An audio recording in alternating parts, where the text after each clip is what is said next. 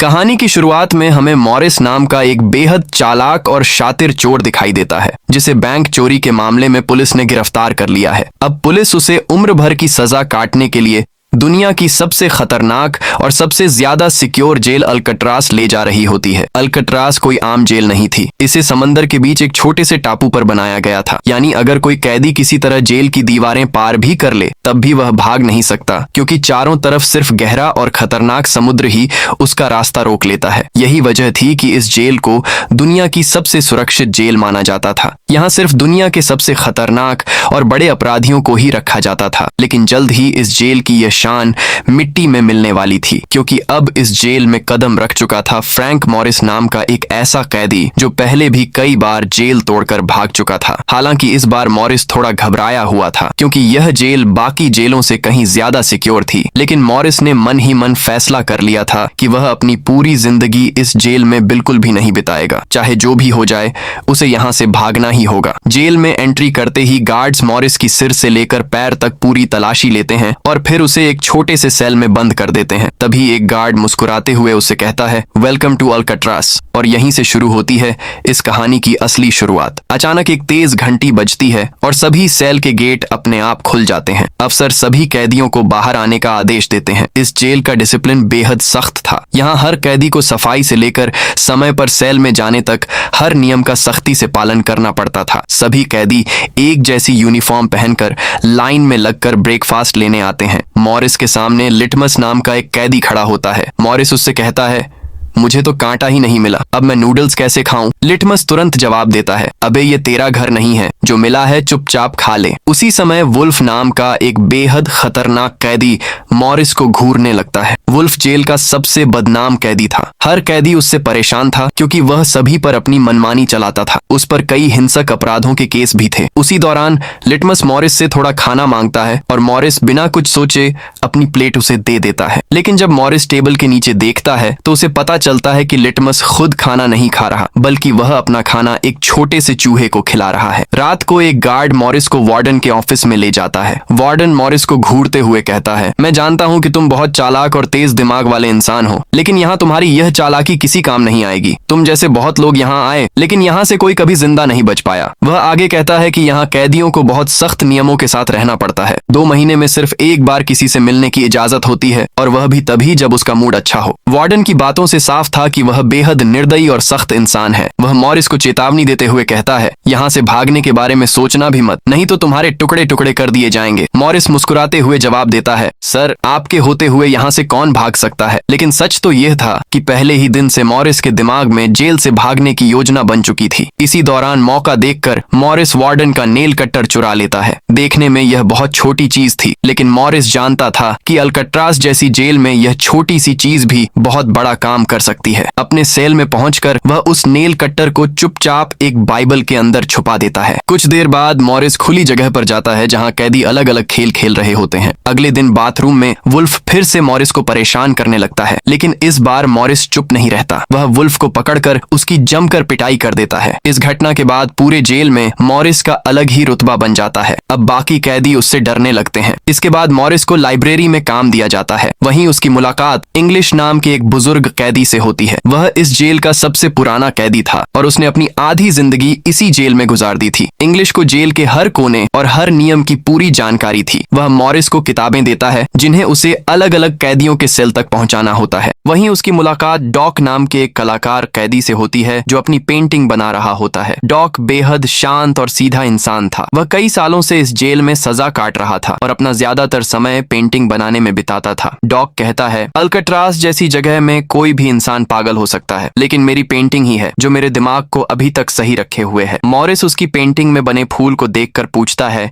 कि यह फूल क्यों बनाया है। डॉक हल्की मुस्कान के साथ कहता है, यह मेरी खुशी है, जो सिर्फ इस पेंटिंग में है, मेरे जीवन में नहीं। यह सुनकर मॉरिस कुछ पल के लिए चुप हो जाता है। उसी समय ऊपर से इंग्लिश उसे बुलाता है और दोनों बैठकर बात करते हैं। मॉरिस सीधे मुद्दे पर आते हुए उससे कहता है, मुझे यहाँ से भागना है, क्या आप मेरी मदद करेंगे? ये सुनते ही इंग्लिश जोर से हंस पड़ता है। वह कहता है, ये सिर्फ जेल नहीं है, ये हम सबकी कब्र है। यहाँ से अगर कोई बाहर जाता है तो सिर्फ उसकी लाश ही बाहर जाती है। वह समझाता है कि मान लो कोई दीवार पार भी कर ले, गार्ड्स से बच भी जाए, तब भी समुद्र से कोई नहीं बच सकता। लेकिन मॉरिस अपने फैसले पर अड्डा हुआ था। वह हर हाल में अल्काट्राज से भागना चाहता था और यहीं से शुरू होती है दुनिया की सबसे खतरनाक जेल से भागने की सबसे हैरान कर देने वाली प्लानिंग। मॉरिस इंग्लिश से पूछता है कि क्या यहाँ कहीं ऐसा कोई इक्विपमेंट मिलेगा जिससे वेल्डिंग की जा सके। इंग्लिश तुरंत समझ जाता है कि मॉरिस के दिमाग में अब भी जेल से भागने का ख्याल चल रहा है। वह उसे समझाते हुए कहता है कि मैं तुम्हें पहले भी बता चुका हूँ कि यह कोशिश बेकार है। अगर तुम भागने की कोशिश करोगे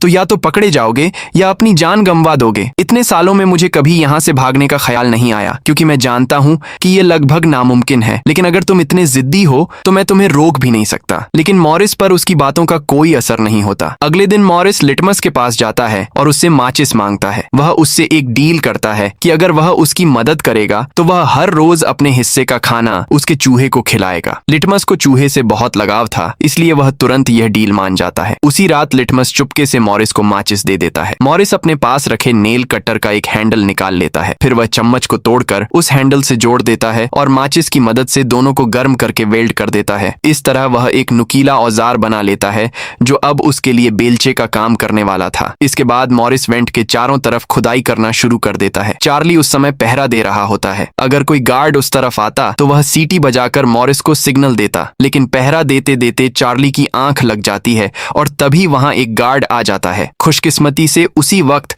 इंग्लिश वहां आकर उस गार्ड का ध्यान दूसरी तरफ भटका देता है। इंग्लिश की आवाज सुनकर चार्ली की भी नींद खुल जाती है, लेकिन घबराहट में वह सीटी नहीं बजा पाता और गलती से कोई चीज गिरा देता है। आवाज सुनकर मॉरिस समझ जाता है कि खतरा है। वह तुरंत वेंट को ढक देता है और बेड पर जाकर लेट जाता है। गार्ड पूछता है कि यहाँ कुछ जलने की बदबू क्यों आ रही है। मॉरिस बड़ी चालाकी से जवाब देता है कि सर, आपके रहते यहाँ कौन स्मोक करने की हिम्मत करेगा, मुझे तो कोई स्मेल नहीं आ रही। गार्ड उसकी बात सुनकर खुश हो जाता है और वहां से चला जाता है। गार्ड के जाते ही मॉरिस वापस काम शुरू करता है और वेंट के आसपास की कंक्रीट निकाल देता है। लेकिन उसे पता चलता है कि वेंट के साथ लगे हुए स्क्रू भी अंदर घुसे हुए हैं, जिन्हें काटने के लिए कोई तेज औजार चाहिए। अब जब भी मॉरिस को बाहर जाने का मौका मिलता, वह धीरे धीरे उस निकली हुई सीमेंट को बाहर गिरा देता ताकि किसी को शक न हो। अगले दिन कारपेंट्री का काम करते हुए मॉरिस एक तेज मेटल का टुकड़ा उठा लेता है जो बिल्कुल चाकू जैसा धारदार था। लेकिन चार्ली उससे पूछता है कि तुम इसे मेटल डिटेक्टर से बचाकर बाहर कैसे ले जाओगे। मॉरिस आत्मविश्वास से कहता है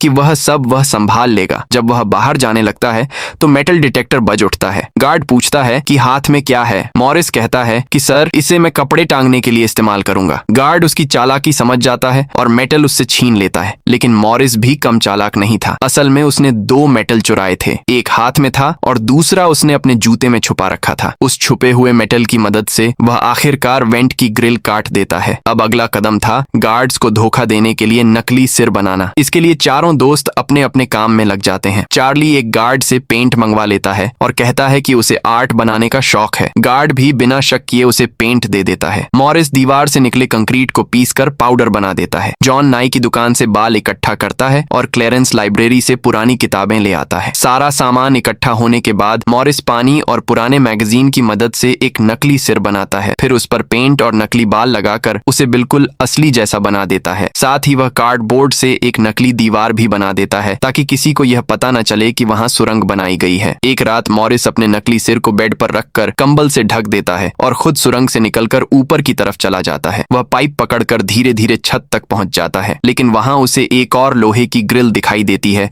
जो बहुत ऊंचाई पर लगी हुई थी। उधर चार्ली नीचे पहरा दे रहा होता है। तभी एक गार्ड आता है और चार्ली से पूछता है कि इतनी रात तक तुम पेंट क्यों कर रहे हो और मॉरिस इतनी जल्दी कैसे सो गया। चार्ली किसी तरह उसे बहाना देकर टाल देता है। गार्ड अचानक मॉरिस के बाल छूकर देखता है क्योंकि उसे कुछ अजीब लगता है, लेकिन उसी समय मॉरिस वापस आकर अपने बेड पर लेट चुका होता है, इसलिए गार्ड को कुछ पता नहीं चलता। अगले दिन मॉरिस अपने साथियों को बताता है कि छत पर रास्ता है, लेकिन वहां लगी ग्रिल को हटाने के लिए 2 लोगों की जरूरत पड़ेगी। जॉन कहता है कि उसका वेंट भी तैयार है और आज रात वह भी ऊपर पहुंचेगा। उस रात दोनों छत पर पहुंचते हैं। जॉन मॉरिस को ऊपर उठाता है और मॉरिस ग्रिल पकड़ लेता है, लेकिन ग्रिल बहुत मजबूत होती है और पूरी तरह वेल्ड की गई होती है। उसे काटने के लिए ड्रिल मशीन की जरूरत थी। अगले दिन म्यूजिक क्लास में मॉरिस की नजर एक छोटे पंखे पर पड़ती है और उसके दिमाग में आइडिया आता है कि इससे ड्रिल बनाई जा सकती है। चार्ली किसी तरह उस पंखे को छुपाकर अपने इंस्ट्रूमेंट बॉक्स में रख लेता है और बाहर ले आता है। मॉरिस कई घंटों की मेहनत के बाद उस पंखे से एक ड्रिल मशीन बना लेता है। रात को वह छत पर जाकर उस ग्रिल को काटने लगते हैं। ड्रिल की आवाज सुनकर गार्ड सतर्क हो जाते जाते हैं, लेकिन मॉरिस जल्दी से एक रॉड काट देता है और आवाज बंद हो जाती है। गार्ड्स भी इसे नजरअंदाज करके वापस चले जाते हैं। अब उनके भागने का रास्ता पूरी तरह तैयार था। उन्होंने मंगलवार की रात को भागने का फैसला किया। मूवी हॉल में बैठकर वे आखिरी बार अपने प्लान की पुष्टि करते हैं। सब कुछ तैयार था, डमी सिर, सुरंग और रेनकोट से बनी बोट। अगले दिन नाश्ते के समय मॉरिस टेबल पर डॉग का दिया हुआ फूल रखता है। वार्डन गुस्से में उस फूल को मसल देता है। ये देखकर लिटमस गुस्से में वार्डन पर हमला करने जाता है, लेकिन उसे हार्ट अटैक आ जाता है और वह वहीं गिर पड़ता है। मॉरिस ये देखकर और ज्यादा गुस्से में आ जाता है और उसी रात भागने का फैसला कर लेता है। लेकिन अचानक वार्डन मॉरिस के सेल की तलाशी लेने आ जाता है। गार्ड हर चीज चेक करता है, लेकिन मॉरिस का प्लान इतना परफेक्ट था कि उसे कुछ भी नहीं मिलता। वार्डन चला जाता है, लेकिन अगले दिन मॉरिस का सेल बदलने का आदेश दे देता है। अब उनके पास सिर्फ एक ही मौका बचा था। उस रात मॉरिस, जॉन और क्लेरेंस अपने अपने वेंट से निकलकर छत पर पहुंच जाते हैं। चार्ली भी उनके साथ जाने वाला था, लेकिन आखिरी समय पर डर जाता है और सेल में ही रह जाता है। तीनों काफी देर तक उसका इंतजार करते हैं, लेकिन जब वह नहीं आता तो वे उसे छोड़कर आगे बढ़ जाते हैं। वे सर्च लाइट से बचते हुए धीरे धीरे जेल की आखिरी दीवार तक पहुंच जाते हैं। उधर चार्ली को अपनी गलती का एहसास होता है और वह भी भागने की कोशिश करता है, लेकिन तब तक बहुत देर हो चुकी होती है। दूसरी तरफ मॉरिस और उसके साथी दीवार पार करके समुंदर के किनारे पहुंच जाते हैं। वे रेनकोट से बनी ट्यूब बोट में हवा भरते हैं